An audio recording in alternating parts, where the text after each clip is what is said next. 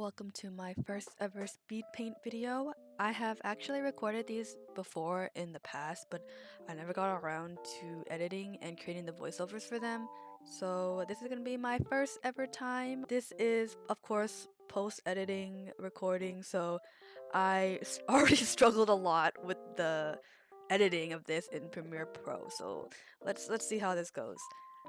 Today I'm drawing Enna Alouette from Nijisanji En. I wanted to do a voiceover for this video because I felt like there were a lot of mistakes that I made in the beginning, but I think I did pretty decent at fixing those mistakes by the end of the video. So I wanted to share my thought process on some of those mistakes that I ended up fixing. The foreshortening is definitely very difficult to get down correctly. I kept having to fix the armpit area of this.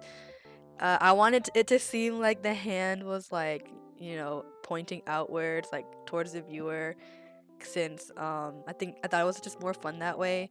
But in my reference photo, it doesn't really show the armpit area since the character is wearing a shirt.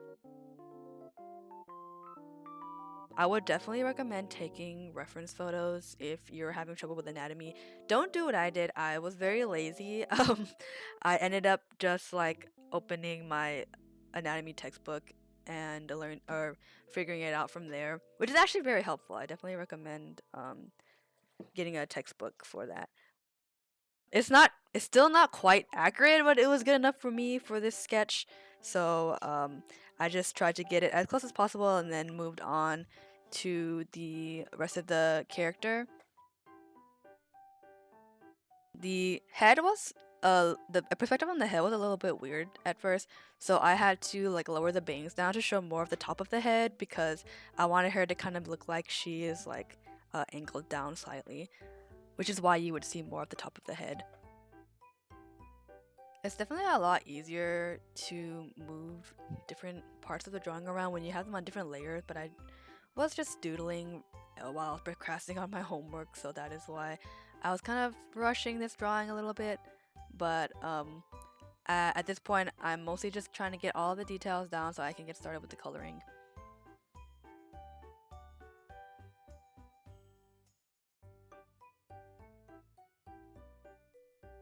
Basically, I try my best to get the shape down, or the clean sort of flat colors down, and then I will lock the layer so that I can, whenever I use my brush, it is not going past the nice clean flat colors. It's all staying inside the layer.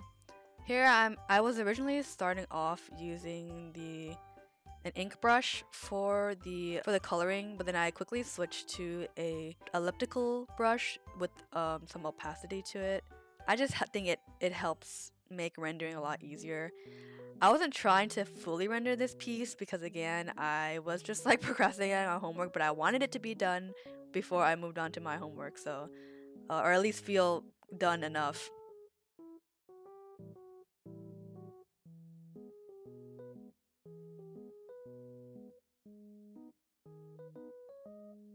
My goal here when laying down the flat colors is just to get a general idea of how the shading and the values are gonna be, and then I start to push it more once I finish coloring all the flat parts in.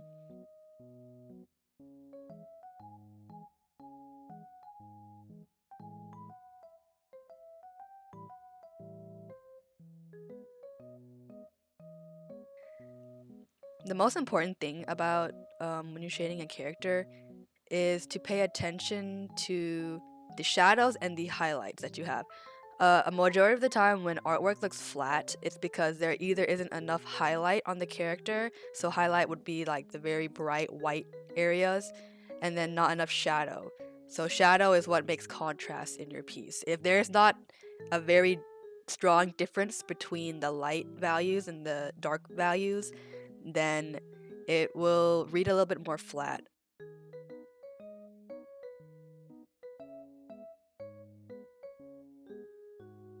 Having a lighter colored line art helps your piece look more soft and glowy, So that's why I tried to change the line art color to sort of match the color scheme that was going on with the colors that I chose.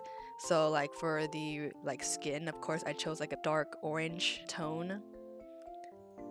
And then for the hair, I chose a soft lavender color. I'm pretty sure I changed the color later on to a warmer color, but I don't remember. We'll see.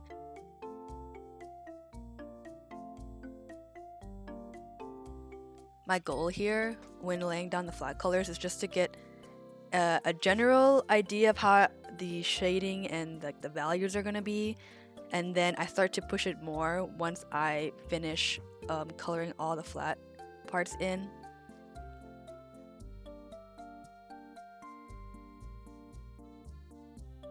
At this part, I'm spending a lot of time on the eyes because even though this is a sketch, honestly, as long as the eyes are clean, it usually helps make the character look a lot more like finished and polished, even if the rest of the artwork is still a bit like loose and messy. This is just because I want the character's face to be the most important thing in the drawing.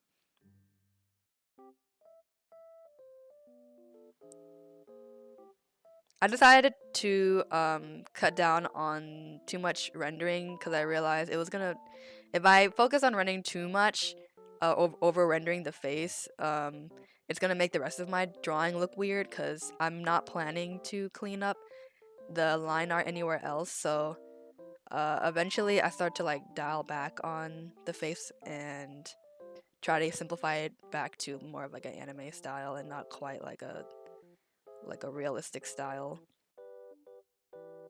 It wasn't really looking enough like Enna to me. It kind of just looked like a different character. So I had to go back and look at reference of Enna's model because I wanted it to, look kind of like her. I of course have my own style, but then I realized that Enna's eyes on her VTuber model are more like downturned on the corners and not quite as sharp as I drew here. So I eventually changed the eye shape in order to match that.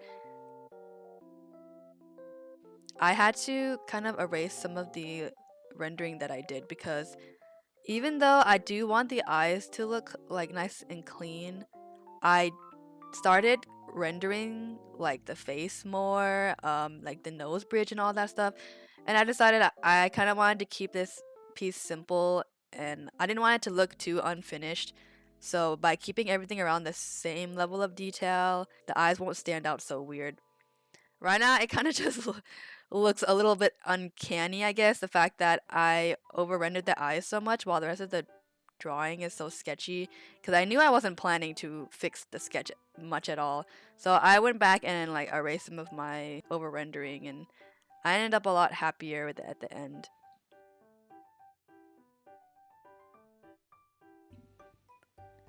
Honestly, I wish I had more time to spend on the clothes, but at this point, I was really pushing my homework deadline, and I actually ended up working on my homework until like 20 minutes before the like midnight cutoff. So, I mean, do I regret spending 3 hours on this drawing right before I did my homework? No, I think it's fine.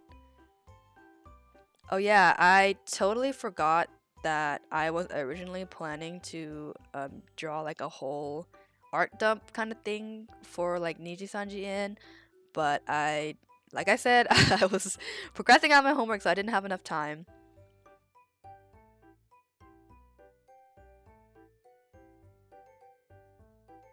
Here is me just like playing with different lighting schemes. This part is definitely kind of embarrassing to show because I couldn't decide really what lighting I wanted for this. I wanted it to be very dynamic and like directional lighting, but I couldn't find any good like reference photos for a pose like this for like really dynamic lighting. So I spent a lot of time just going like back and forth. Also, for a like future tip for myself and whoever else, I already had some shading on the arms, or yeah, on the arms and hands as you can see, and I kept trying to go over it with a new layer on set on multiply, and it just kept looking weird because I could still see that harsh line. What really helps your work look more like smooth and rendered is not having too many harsh lines like that. Like you can see on the elbow, there's like a very clear line. It kind of is throwing off the shading in this picture. So towards the end, I ended up just like having a brand new like layer on top of everything because I didn't want to flatten my artwork. I don't like to flatten things just in case I want to go back and change details in the future. But I usually just like make new layers and draw on top of what I already have. And then my favorite thing to finish a artwork is to hit it with a color balance. If you click on that little circular button next to the new group icon at the bottom of the layers panel, it's like that black and half white circle. So if you click on that, you can get like a adjustment layer that goes on its own separate layer, and it will affect everything underneath the layer in the layer panel. So I usually go in and mess with that so that all the colors I chose during my painting process like fit with each other a little bit better. Let me know if you guys want to watch any more videos of me doing voiceovers for my speed paints. I hope this video helped you guys. And yeah, thanks for watching.